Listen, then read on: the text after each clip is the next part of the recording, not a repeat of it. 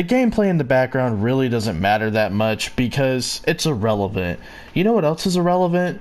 Madden franchise mode, and that's basically what EA just proved to us today. Technically, depending on if you see this in the morning for Wednesday morning or not, just know that on Tuesday, EA had the chance to probably gain the trust of its customers by dropping some franchise notes. Are they going to add anything that's going to enhance the pleasure and the satisfaction of playing the game mode? Are they going to add anything that will just be a good quality of life addition, like, I don't know, a trade finder or anything along those lines? Nah, not quite. They didn't do either of those things. But you want to know what they did do? They added the new X Factors in the franchise mode. Holy shit, I was getting worried that, like, franchise, like, would not get the new X Factors. You know, I thought only Ultimate Team and Head-to-Head would get them. You know, I was getting really worried there, Madden. Really kind of you to add the new X Factors. It's almost like you're obligated to because it's, like, a huge selling point. And you kind of have to because you're going to include them in all of your modes, etc. Hey, I was getting really worried. You know, good job, Madden. I'm proud of you. What else did you do? You updated the Wildcat, or not the Wildcat, the Wild Card or playoff format to where there would be 3 games each week instead of 2, so you updated the format to the playoffs. Again, getting really worried considering you're the only game on the market with the simulation-based exclusive rights to the NFL. I was getting really worried that you wouldn't update the playoff format. It just seems like something that I was getting a little concerned about, honestly, with you guys. So that's good to hear that you were basically forced to update something in the game, and it happened to be the playoff format. Very proud of you, EA. I know you guys worked your asses off to get that one in there. Let's see. They updated all rookie contract amounts to basically match what rookie deals would look like in all 7 rounds. You know what? That sounds like something that would be in a patch note in February or March in Madden 20. But hey, you know, it's a brand new feature because it's in the gridiron notes, bro. That's why. Here, returned every position's available abilities. Blah blah blah, a bunch of words that EA put into a sentence to make it. So let me just read the final sentence of that bulletin point. Also made the second ability unlock for most positions 85 overall, was it 80 overall in Madden NFL 20. Basically with the superstar abilities, you now have to wait for an 85 overall, I guess, to unlock the second ability or whatever. Honestly, I don't really know if that's meant to enhance the gameplay experience or not. I don't really know what the point of that is. I mean, if the game is basically going to be determined by whether or not you have a superstar X Factor or not, you might as well make it to where you can get your abilities a little sooner, because these players are borderline useless in your game because they don't have these abilities that magically make them go faster or throw a football 90 yards down the field. So yeah, kind of screwing us over there. Fixed multiple cases and logic of players considered for dev trait upgrades, like at the end of the season. I know some people were saying, like, for tight ends and DBs, it was kind of like a big deal.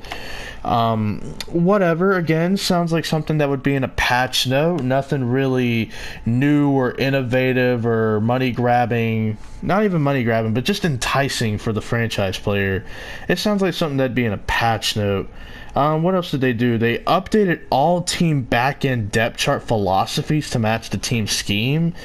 Okay, so the end of the depth chart will be guys who fit the scheme instead of a bunch of whatever.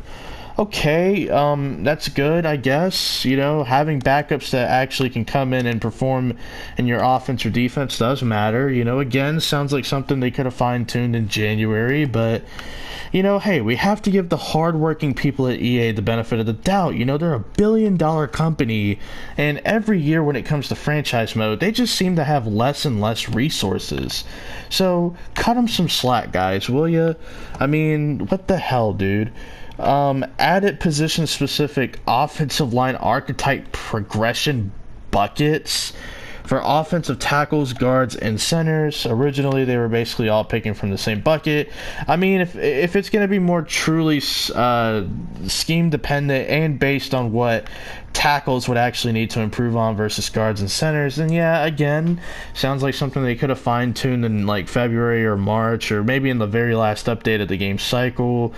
And finally, the big feature, they fixed issues where defensive playbooks and schemes for the fictional coaches would be misaligned. So yeah, believe it or not, that's it. Like that's literally it. It really sounds like a bunch of nothing. And really the only two features they're adding are two features that they're basically forced to add or obligated to add. And that's updating the wild card in the NFL playoff format and adding the new X factors to the game. So let me explain how those work. So Madden has been using the X factors as a marketing tool and as like a way to sell people on playing the game. And yeah, you kind of have to have access to all of those in every mode. So therefore, it's going to be in franchise mode. It's like a gimme. And then, you know, since EA has the exclusive license to a simulation-based NFL game, you kind of need to update your playoffs. You need to update the playoff structure. So it kind of makes sense for franchise mode to do that, considering they're the only game that is licensed to do so for the NFL. Yeah, they didn't add nothing to franchise mode. If you can't tell by me talking very sarcastically, they did not add anything to the mode. As far as I'm concerned, if you're a franchise player, and listen, there are a bunch of YouTubers out there who do a better job of this kind of video than me. Soft Drink TV, Marcus Whitman, aka that franchise guy, C4, Ryan Moody does like a ton of like little clips every day, basically. Yeah, like those guys will do a better job of this video. But listen, if you're a franchise player, this game is not worth $60. It's not. You're paying $60, and I know people used to say it all the time as a meme because of, like, you know, Madden not feeling, I guess, like fresh or brand new every year. But, you know, literally it is a copy and paste of the old game. It is a big, large patch for Madden 20. That is all this game really is. But if you're a franchise player, don't waste $60 on this game. Now, if you play Ultimate Team and you're just trying to play competitive head-to-head, then yeah, you're going to want those servers to play the new guys. But Marcus Whitman has already said that he plans on doing his rosters for Madden 21. So like if you follow him and you want rosters where the ratings are spread out even more drastically than how Madden has it now, and you want rosters that you can put into your online franchise mode and kind of make your own tweaks and adjustments like I have, and you know, just have a better gaming experience, I guess, then download his rosters at TFG Real 2020. You typed it in the search bar, boom, you know what I'm saying? You got it. And I'm buying Madden 21 and you're a franchise player, don't. You're wasting your money on what is essentially going to be a $60 roster update as far as I'm concerned. I do not plan on buying Madden 20 until it comes to next gen, because I know they're going to go all out for next gen. It's kind of like what they did for... It's kind of like what happened when, I think in Madden 25 is when they went to the PlayStation 4. And if you play the one on the PlayStation 3 and then play the one on the 4, like, you can tell the difference, I guess. You can tell the difference between the 4 and the 3 in terms of, like, how it feels to play it. But, yeah, guys, they didn't do shit in this game, basically. So... yeah, if you play Ultimate Team and competitive, buy the game. Keep giving EA all your money. Keep being a sheep, basically. Keep spending tens of thousands of dollars on a virtual team you can't use in the next year's game. You know, keep buying packs. Keep giving in to this gambling mode known as Ultimate Team, which I don't hate, but I hate the fact that that has become the focal point and everything else is irrelevant. Mainly the part of everything else being irrelevant. Oh, and by the way, they don't call it Connected Franchise anymore. They call it Classic Franchise. If you look at the Gridiron notes, you'll see it. But I guess at the end of the day, I'm frustrated as like somebody who plays Madden, somebody who plays franchise mode, who can literally go back on his PlayStation 3 and have a better quality franchise mode than the garbage that he has now on Madden 20 and basically every Madden on the PlayStation 4, because they all suck when it comes to franchise mode.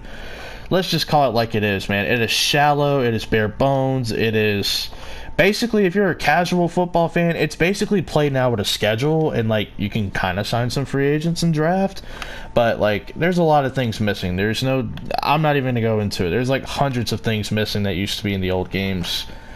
But until next time, man, I don't really know how content's gonna be on the channel moving forward. Like, I'll gradually do a video here and there. The Madden stuff is really just background stuff for commentary. That's always what it's been.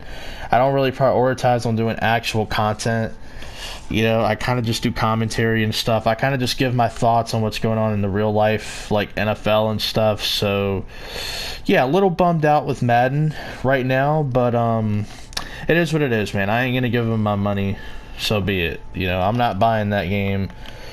You know, I'm not giving $60 for a roster update, so screw that. But anyways, hope you enjoyed the video. And if you're not going to buy Madden, don't. You know, speak with your wallet. Speak by not spending money on the game.